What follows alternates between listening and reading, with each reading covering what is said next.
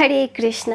শ্রীমদ্ ভাগবতমের আজকে হলো তৃতীয় অধ্যায়। এখান থেকে আমরা আমাদের একটি ভ্রান্তি দূর করতে পারবো।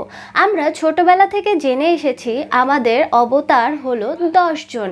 যেহেতু আমরা সনাতনী, আমরা হচ্ছি অবতারবাদে বিশ্বাসী, তাই জন্য আমরা অবতার সম্পর্কে ছোটবেলা থেকেই পড়েছি। কিন্তু আমরা জেনেছি আমাদের অবতার সংখ্যা মাত্র 10 জন। কিন্তু এটা কি শাস্ত্রের দ্বারা প্রমাণিত? শাস্ত্রে কি বলছে সেই সম্পর্কেও তো আমাদের জানতে হবে। তো সেই সম্পর্কে যদি আমরা জানতে চাই, আমাদের চলে যেতে হবে শ্রীমদ্ ভাগবতমের প্রথম স্কন্ধে। আর প্রথম স্কন্ধের তৃতীয় অধ্যায়ে আমাদের চলে যেতে হবে। সেখানে গেলে আমরা আসলেই জানতে পারবো যে অবতার অ্যাকচুয়ালি কতজন এবং তাদের কাজ কি, তারা কিভাবে পৃথিবীতে এলো, তারা পৃথিবীতে এসে কি কি করলো।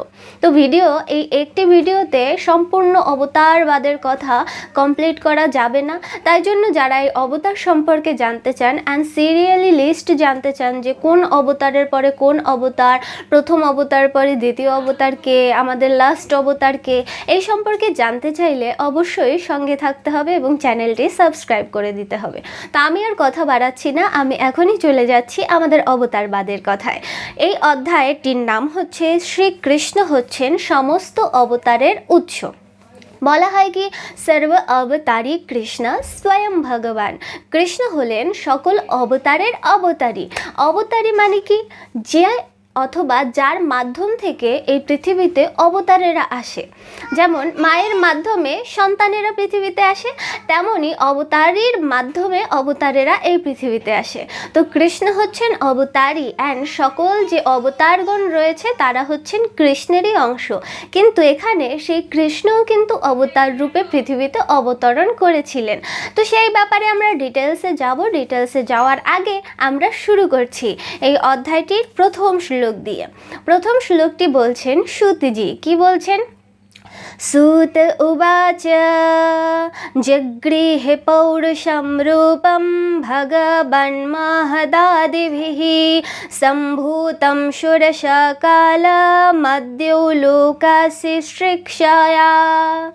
অনুবাদ: শ্রীল সুত গোস্বামী বললেন, সৃষ্টির আদিতে পরমেশ্বর ভগবান প্রথমে তার পুরুষ অবতারে বিকট রূপে নিজেকে প্রকাশ করেন এবং মহত্তত্ত্ব, অহংকার এবং পঞ্চতন্মাত্র আদি জড় সৃষ্টির সমস্ত উপাদানগুলি প্রকাশ করেন। এইভাবে জড় জগৎকে সৃষ্টি করার জন্য তিনি প্রথমে 16টি তত্ত্ব সৃষ্টি করেছেন। কতটি তত্ত্ব? 16টি তত্ত্ব। তো এত বিস্তারে আমরা যাব না কি সেই 16টি তত্ত্ব, তাহলে আমাদের এই তাৎপর্য ঘাটতে হবে।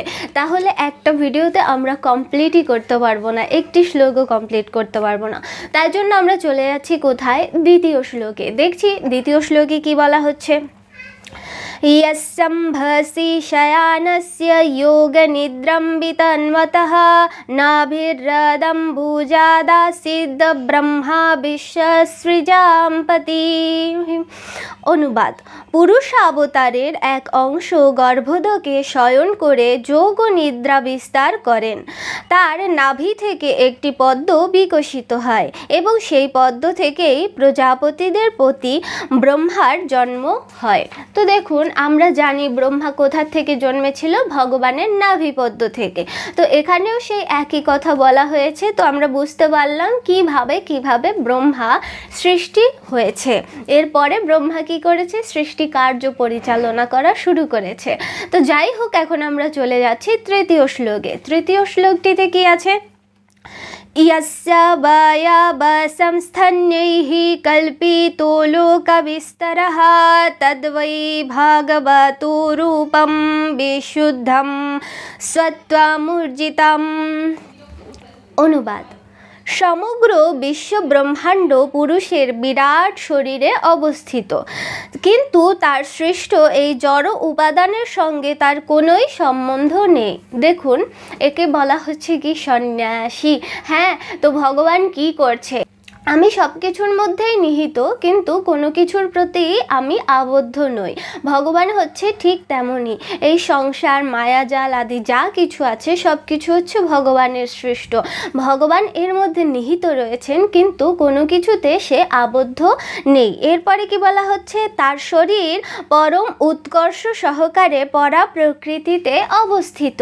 তো এরপরে কি বলা হচ্ছে, সে হচ্ছে পরমেশ্বর, যার পরা প্রকৃতিতে সে অবস্থিত, তার মানে সে হচ্ছে কি পরম ঈশ্বর। তো এখানে আমরা পরবর্তী শ্লোক অর্থাৎ চতুর্থ শ্লোকে পৌঁছে যাচ্ছি। চতুর্থ শ্লোকে কি আছে, পশ্যত্যাদো রূপমাদভ্রচক্ষুষা সহস্রপাদরূভোজাননাদ্ভুতম সহস্রমূর্ধশ্রবণক্ষিনাসিকম সহস্রমৌল্যম্বরকুণ্ডলোলসৎ। অনুবাদ: ভক্তরা তাদের বিজ্ঞান চক্ষুর দ্বারা পরম চমৎকার অসংখ্য হস্ত, পদ ও মুখযুক্ত পরমেশ্বরের দিব্য রূপ দর্শন করেন, যে দিব্য রূপকে বলা হয় বিশ্বরূপ। আর এই বিশ্বরূপ দর্শন হচ্ছে শ্রীমদ্ ভগবদ্ গীতার 11 অধ্যায়। আর এই বিশ্বরূপ কে দর্শন করেছিলেন? অর্জুন দর্শন করেছিলেন। তো দেখুন, এখানে সেই বিশ্বরূপের কথাও উল্লেখিত রয়েছে। সেই শরীরে অসংখ্য মস্তক, কর্ণ, চক্ষু এবং নাসিকা রয়েছে। এই সেম টু সেম শ্লোকের অর্থ আমরা শ্রীমদ্ ভগবদ্ গীতার থেকেও লাভ করে থাকি। এরপরে কি বলা হয়েছে, সেগুলি অসংখ্য মুকুট, উজ্জ্বল কুণ্ডল এবং মালিকার দ্বারা শোভিত, যে সম্পর্কে আমরা যারা গীতা পাঠ করেছি তারা অলরেডি জেনে ফেলেছি। তাই জন্য এটার আর বিস্তার বলছি না। এবার চলে যাচ্ছি পঞ্চম শ্লোকে। আর এই পঞ্চম শ্লোকই হচ্ছে আজকের ভিডিওর শেষ শ্লোক। তো আপনারা এরপরে আর কোন টপিকে জানতে চান, এই সিরিজের এটা তো হবেই, এই অধ্যায় তো কমপ্লিট হবেই। এই অধ্যায় বাদে আপনারা কি সম্পর্কে জানতে চান, কোন বিষয়ে জানতে চান, আপনারা অবশ্যই প্রশ্ন করে জানাবেন। আর অনেকের অনেক প্রশ্ন ছিল, যে প্রশ্নগুলোর আমি উত্তর এখনও দিতে পারিনি অনেক ব্যস্ততার কারণে। এই প্রশ্নগুলোর উত্তরও আমি ধীরে ধীরে দিয়ে দেওয়ার চেষ্টা করব। তো কেউই মনক্ষুণ্ণ হবেন না, সবাই এখানে থাকুন, সাবস্ক্রাইব করে রাখুন, ভিডিওগুলো দেখতে থাকুন। এবার আসছি শ্লোক নম্বর 5-এ।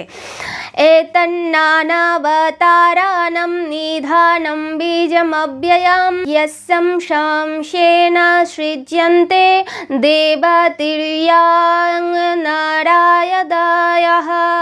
অনুবাদ: এই রূপ দ্বিতীয় পুরুষাবতার, ব্রহ্মাণ্ডে প্রকাশিত অসংখ্য অবতারদের উৎস এবং অবিনশ্বর বীজ।